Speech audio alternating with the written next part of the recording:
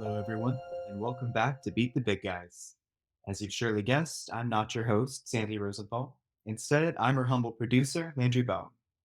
I've stepped out from behind my editing desk today to fill in for Sandy while she recovers from an illness, and I'm so excited to introduce our guest today from the great city of New Orleans, tech wizard and climate activist, Stanford Rosenthal.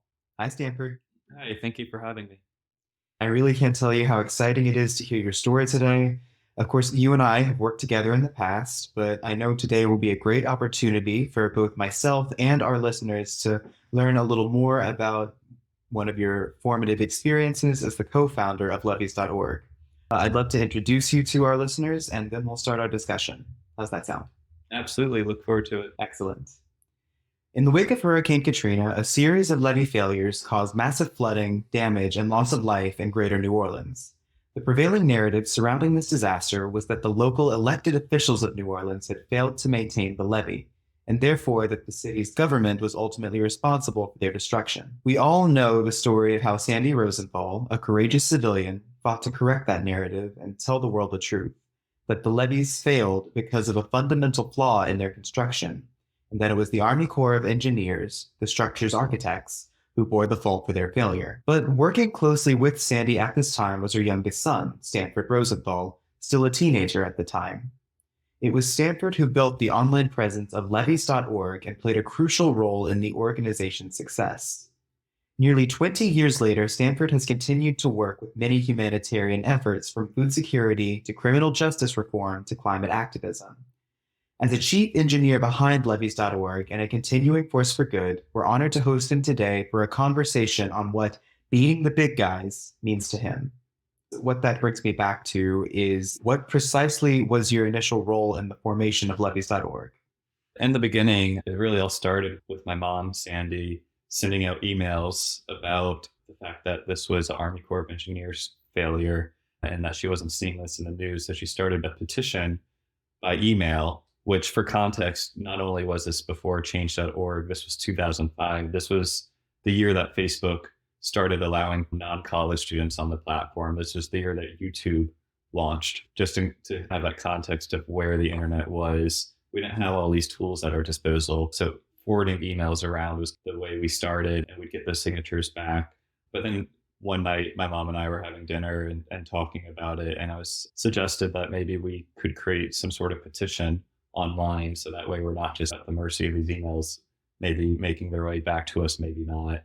So that's what we did. I set up a very basic online petition, taught myself, I had to learn at the time how to connect to a database, I had to learn what SQL is, and got that going. And within a few days, we had hundreds of signatures on this. Definitely, my mom gets the credit for the marketing aspect, and she has that marketing background in her career. So I was running the tech and people were coming. My mom was sending out emails and talking to people, and yeah, just spreading through word of mouth that way. You were a teenager at this time, and you were working in what was clearly a very nascent platform. It seems that this involved a lot of on-the-job learning for you in a very new platform.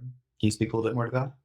Absolutely. In fact, I recently got a new job, and in the interview, they asked me to talk about my early days with technology and coding, and I told them that I learned it out of necessity. I basically taught myself what I needed to know. And then as the needs of the organization grew, so did the needs of the website. So it became at first really just a custom website with lots of features. I built this leaderboard where people could refer friends. You asked, how do people find out about it? We actually had a referral system where everyone had a unique link. You could send that out. Really, the main prize was people just like to see their name go up on this leadership board. And it really blew my expectations out the water. We had people referring hundreds, if I recall correctly, maybe even thousands of visitors to our site. Some people that had big mailing lists already would blast out the link to our petition. Once again, going back to that leaderboard feature, that was just something I thought would be a cool thing to build. And I did. And then we added blogging functionality. And eventually this became a WordPress site, which it actually is still to this day. And WordPress includes a lot of the features we're able to tweak to our purpose. But in the beginning, it was 100% just custom building features as we needed. And it wasn't just, the work went beyond the website. Is at the time, I didn't understand in the tech industry, you have engineers and you have designers. I've always straddled both. And I at the time didn't even know that there's a difference between the two. I consider myself as the designer of the website. I was, in today's words, I would understand was also the engineer of the website. But being designer also meant designing the yard signs that we spread throughout New Orleans in 2005 that promoted our initial rally at the Army Corps headquarters on League Avenue. We were using DVDs at the time to get videos out because, once again, YouTube was very nascent. People didn't necessarily have internet connections. So I remember at one point designing a DVD cover, designing mailers. There's a lot of more physical collateral than I think than you might have if you were starting something like this today, where you would have all the online tools to do it. We didn't have that. I can imagine this being your hometown, this being your community that had just been inundated and was now being blamed for that. There must have been quite an emotional component for you and surely for Sandy as well. Yeah, I was a freshman in high school. My main thing was just how much I missed my friends. I was very lucky that two of my closest friends were nearby. And I say luck, I should credit our parents for helping make sure that we were in a situation where we could see each other, because that didn't just happen magically. But I was lucky in that I did have a couple of my close friends nearby, but we didn't even have a way to get in touch with our other friends.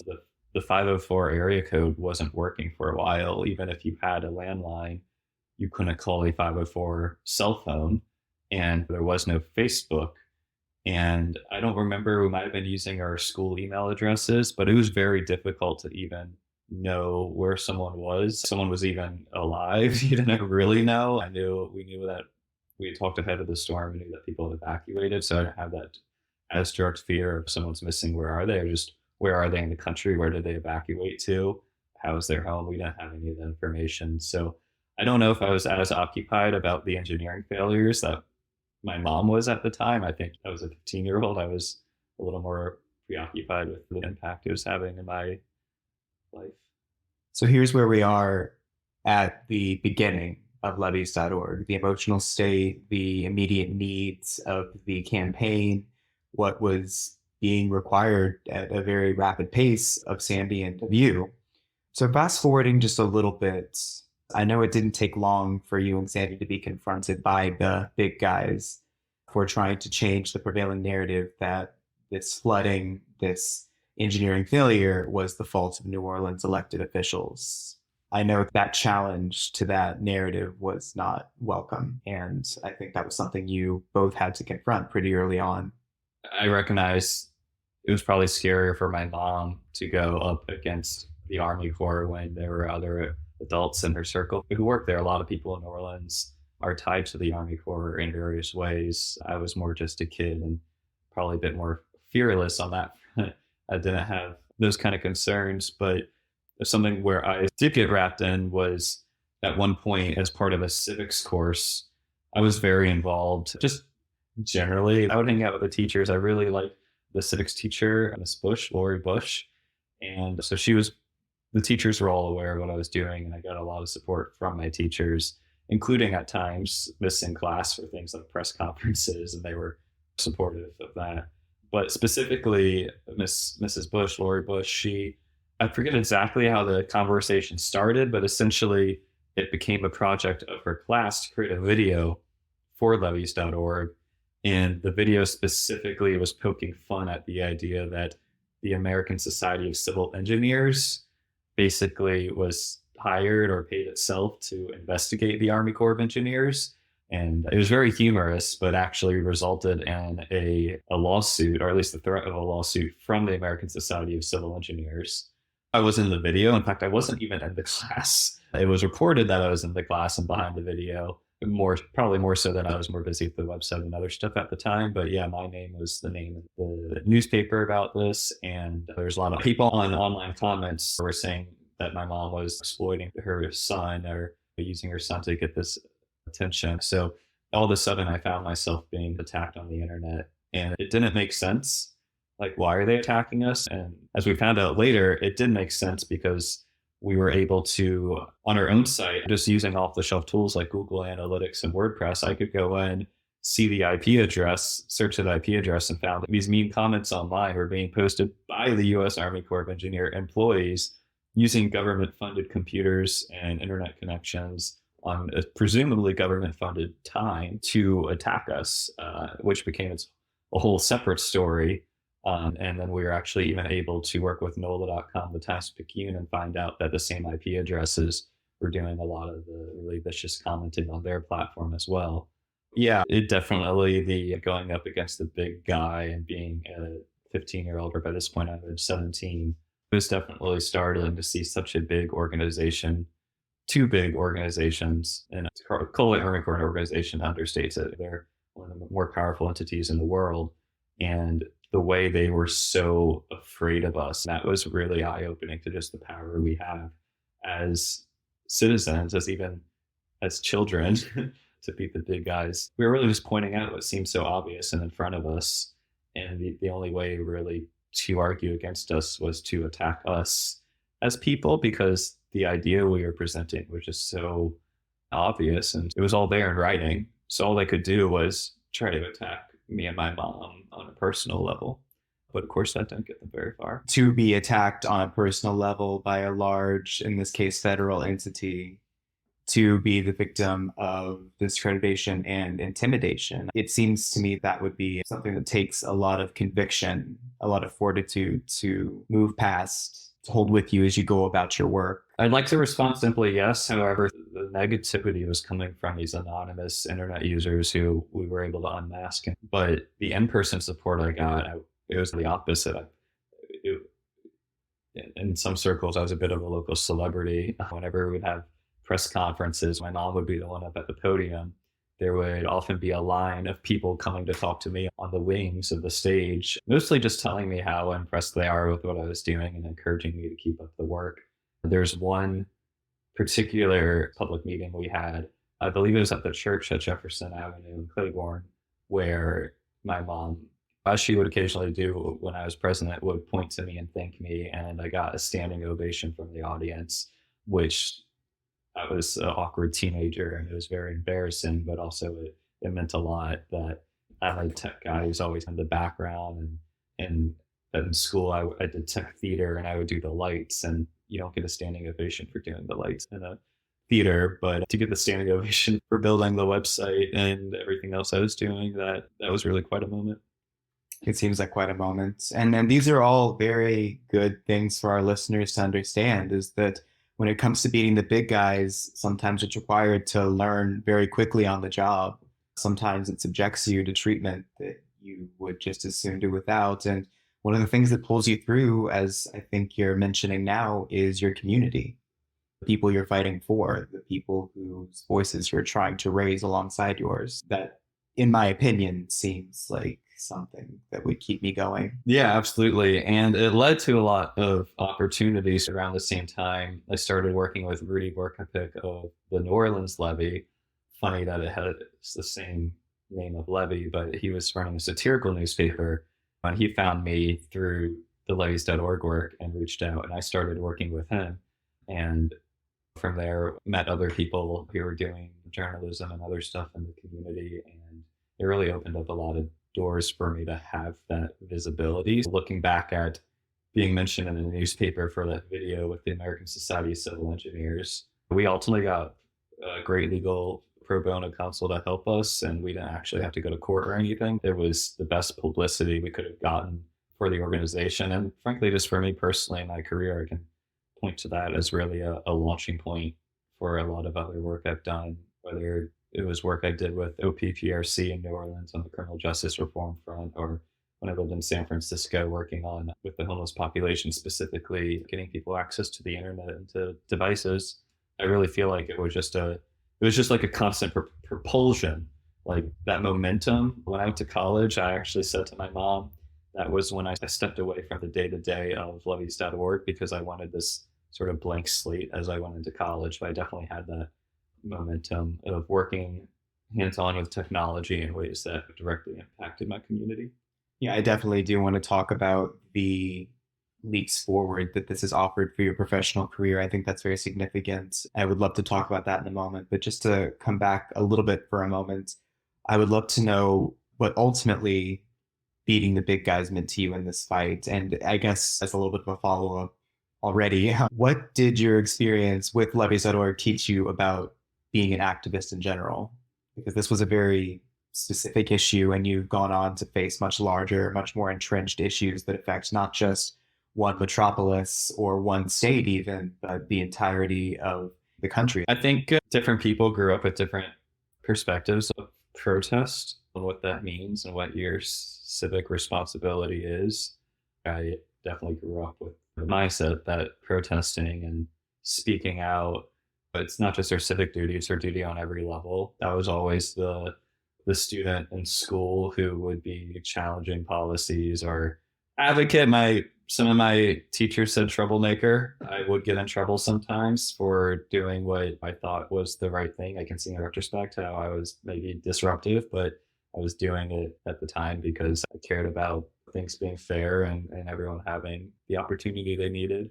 But teachers don't always see it that way. So anyway, I came into this with that mindset largely, I think, because of my parents and the community around me and my teachers who supported me and actually pushed me further. I had teachers who would not in a criticizing way, more in a supportive way when I was questioning it or questioning the time I was putting in or questioning the lack of focus maybe I was putting on my academics at this time, who would push me and remind me that they grew up in the 70s and that they would, the sort of the risks they took back then and the stakes that they were fighting then to help put in perspective the work I was doing, and that encouraged me to miss class if needed or to not turn in that assignment if there's something bigger to be done. But to go back to the question about we're beating the big guy, yeah, I think a lot of people see protests, and I've seen, especially now in the internet era where people can comment on everything. And if you read the comments on any sort of protest, it'll be like, oh, why protest the cutting down trees when you could be planting trees, or all these ways that people like to point out the hypocrisy that is inevitable when you're protesting something while living within the existing system. You have to live and thrive in that system and able to challenge it or question it. So there's always that. But I think what was so great was seeing that our protests and our speaking out did have a direct result. It changed the way people think about the flooding after Katrina. It changed the way the Corps does business. We impacted the way the levee boards are managed and the structure of them. So much of what we did had direct impacts. And some of this wasn't even really evident to me until recently, a few years ago, when I worked with my mom, Sandy, to redo the levees.org homepage, because we realized it was really just a blog, which is really important when we were doing new things every day and much more sort of the day-to-day activism. Now that we're more of an educational resource and a timeless repository of information around the flooding, we realized it was time for a new homepage that was more evergreen. And in doing so, it was a great opportunity to really list out our accomplishments and to look at all the different work that led up to them. Sometimes it's only looking back that you realize how much these actions actually, how much you did beat the big guy, how successful we really were. Because at times there's very few moments in it where it was like, okay, this moment is success, right? It was gradual. It was each thing built on top of the previous thing. Change oftentimes requires disruption. There's a lot of emotional backlash you get from the bystander, from the naysayer. Yeah, specifically early on when parts of the city were still underwater and many homes were, still to this day, many homes are uninhabitable from the flood. But when we were more directly in the weeds of rebuilding, we definitely got pushback that we were just doing a blame game and it didn't matter whose fault it was. What mattered is that we have to rebuild. Of course, it does matter. Our phrase is hold the Corps accountable. Accountability means a lot of things. It's not just about blaming. I even remember, I think it was The Daily Show, which I was really into around that time watching. The Daily Show made a joke of something to the effect of 80% of New Orleans is destroyed, and the most important thing to focus on now is who do we blame? And of course, they said it in their hilarious Jon Stewart delivery, but it did sting a little bit because I felt like that's what people were saying about us. I get where Jon Stewart was coming from, and he's just making jokes, but you can't really recover from something without acknowledging it and without processing it and about agreeing on what even happened in the first place. What are we recovering from? We're not recovering from Katrina. We're recovering from a levee failure that was preventable, that shouldn't have happened. Absolutely. And this remains applicable to situations outside of that. The lessons that you took away from your experience as the engineer behind levees.org And I'd love to know now, if you wouldn't mind going back to the point you raised earlier about what that's taught you. I'd love to know what other big guys have revealed themselves to you. After college, I moved to San Francisco, and the most in your face thing there is the income disparity or the wealth disparity, and specifically the unhoused population living in really rough conditions, experiencing all sorts of health issues and other issues on the street. And something I was observing at the time was bathrooms and electrical outlets and other public utilities being shut off intentionally to prevent unhoused people from using them. I did look at the bathroom part, but how do we get people to be able to access bathrooms? And I did engage a bit with a great organization called Lava May on that front, did some fundraising with them. But it was on the more the getting access to the internet or charging cell phones was the area I really focused on. And I was shocked to learn that not in San Francisco, but in other places, unhoused people who have tried to plug their phones into, say, sometimes streetlights have outlets on them, for example, people have actually been charged with utility theft for plugging their phones into publicly available outlets. And I ran the numbers and calculated that to charge an iPhone from empty to full cost, about, I think, 4 cents. And I believe that was if you did it every day for a month. It's very little power. You're basically charging someone over a fraction of a penny. Doesn't make any sense whatsoever. And while San Francisco wasn't directly prosecuting people, the community was directly preventing these people from accessing power. What I started doing with some friends is we just started handing out portable phone chargers on Market Street, and we continued doing that. Eventually, we ended up partnering with a church and a shelter, and yeah, we created a system where people that don't have access to power outlets could borrow our USB chargers. They could use them until they run out, and then they could swap them out for a full one. So that was my first, I think, example out of college of beating the big guys, but this way, less of advocacy, political advocacy, and more in a direct action way of, okay, we'll just find a workaround. We'll find something they can't stop because it's a decentralized solution. Luckily, we didn't get any pushback on the batteries. As I said, it was at first the church we ultimately ended up working with through the Gubia project. The initial plan was to actually put in power strips in there, and for various reasons, they didn't want to do that. But once they saw us out on the street, risking our own personal safety, frankly, considering the intersections we were doing this at, that's when they said, okay, come on in the church and do this inside. And then we actually ended up setting up that power strip I initially wanted to in what they called their office, was really a closet in the church. And yeah, ended up actually institutionalizing it into their daytime shelter program, the whole charging system, to the point that it was actually referenced in an interview. I forget the publication, but there's an interview with someone who goes to the Gubia project, and they mentioned in the interview how much it meant to them to get their battery recharged when they go in there. Were there any other times over the course of your career that you've drawn on what you've learned from levees.org that jump out at you? Yeah, when I moved back to New Orleans after several years in San Francisco, something that I had been becoming increasingly aware of was the problems of our criminal justice system across the board. That was around the time the book, the New Jim Crow, came out. Subsequently, the movie 13th that covered a lot of similar information. Angela Davis. Yeah, by Angela Davis. And not only was it shocking to find out about the system and the systemic racism in it, but to find out that New Orleans and Louisiana more broadly was the incarceration capital of the U.S. So clearly we were harming our own people, we were tearing apart families, and we were costing ourselves a lot of money, all at the expense of our own safety, right? When you say we, you challenge that. By we, the city of New Orleans, my people, the New Orleanians. And so I looked at the organizations working in the space, and OPPRC, Orleans Parish Prison Reform Coalition, was the organization I ended up working with. First thing I did with them was similar to what I ultimately did the levees.org site, which was make a more evergreen website for them that really showed both their victories and their current efforts.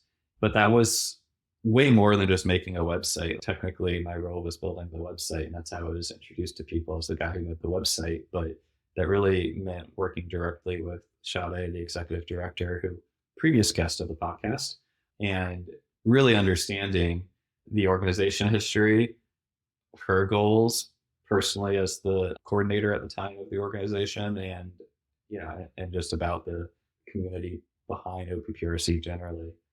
In terms of what I learned from levies.org that apply to OPPRC, a lot of, I think some of the most impactful moments I had at OPPRC were not in anything the website was a big one, but some of the bigger ones was just being there for the people on the front line, being there for Sade in particular. I remember one day she was hosting a forum with, I think that was for a city council election. It would have been easy to just show up, maybe share the Facebook event with people, but knowing what it's like to run an event like that, or just to be on the front lines of an organization that's facing big guys. And criminal justice reform, you're facing some really nasty big guys when we talk about some of the conflicts with the bail bonds, and there's a lot of money involved and a lot of really dark stuff going on there. So it really is scary to face those big guys. Rather than focus on inviting more people to this event or whatever, or just showing up myself, I just took Sosari and said, "Hey, what do you need?" And she responded, "Oh my God, I'm so glad you reached out. The person setting up the PA, I had to back out and I need all this stuff." I said, "Okay, just tell me what you need." She sent me a shopping list of all things, like random things, like a marker, paper towels, some coverings for the tables, a cooler, I think. So I was running around to CVS and Robert's and getting all this stuff. And then I get there and she says, "Oh, the PA guy's not here." So I handed off all the supplies to this guy and was able to set up the microphone or whatever it was that needed done, and got it all done. In that moment, just realizing that the most impactful thing I could do was actually more on a personal level, just go to the person running this event and saying, "What do you need?" But clearly no one else had done that because she had so much that she needed from me in that moment. And I think that's really been a life lesson of sometimes being there is just running to CVS and grabbing a couple double A's for the microphone or whatever it is that needs to be done right in the moment. No, that's totally valid. You say people will ask, I'm sure, how do I show up? How do I lend a hand? How do I make myself useful? And it seems like such a simple answer, but I suppose the most important one is simply asking, what do you need? Yeah. And also that was other times I said, "What do you need?" And it was nothing, right? But it's the being there at the right time. And also though not expecting we would go in and have this big impact today. You never know when it's going to happen. And after that event, she told me how much that meant to her. And I didn't know going into that day that would be like one of the more memorable, impactful days I had with OPPRC. I would have thought it would have been, I stood up and spoke to city council. And in fact, that day was actually not impactful, but the running errands that other day was super impactful. So you just really never know when the impact will happen. So just being ready, being in a good headspace, and being aware of if you see someone stressed or seems someone needs help on a personal level, that sometimes that is what they need. Does this principle ever come into play with your work on climate activism? I think, yeah, the climate, and just during, it's a little different, but when we were all out on the streets after George Floyd's murder, I definitely, while making signs and all that's important and yelling as loud as you can sometimes to what needs to be done, I would never head out to the streets without a handful of granola bars and maybe some water bottles and stuff like that, realizing that there's going to be people out there who really just need a granola bar. Or actually the opposite happened to me in the first round of Black Lives Matter protests in Oakland, when I was helping project some things during a protest from a handheld projector. The protest ended up going all night, which we didn't expect. So many people came to me, and this is a reverse version of the charge up, the batteries on Market Street. So many people came to me and gave me their portable USB chargers.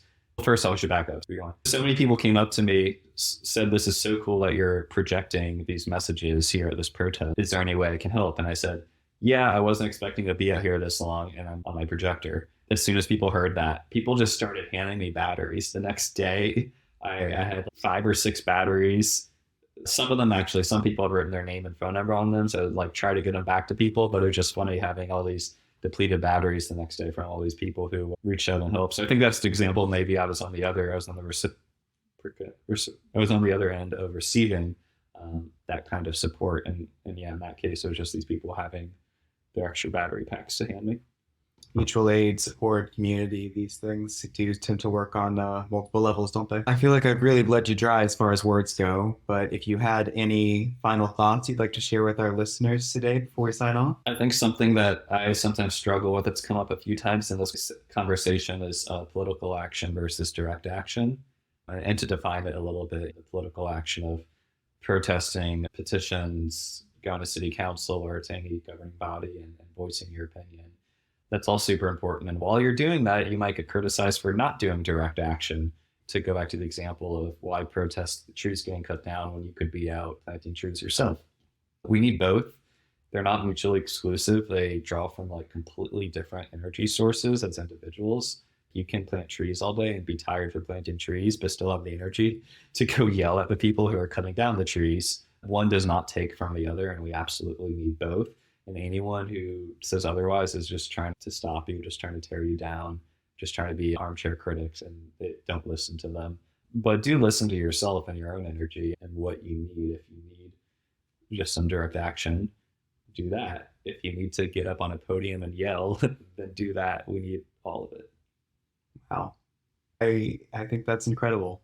It's a really amazing story you've shared, and we thank you again for being here today. And we thank you, the listener, for joining us as well, bearing with us during a non-traditional episode. We hope we'll see Sandy again very soon, but until then, be sure to like, rate, and subscribe to this podcast on all your favorite platforms. And remember, no matter who you are, you too can beat the big guys.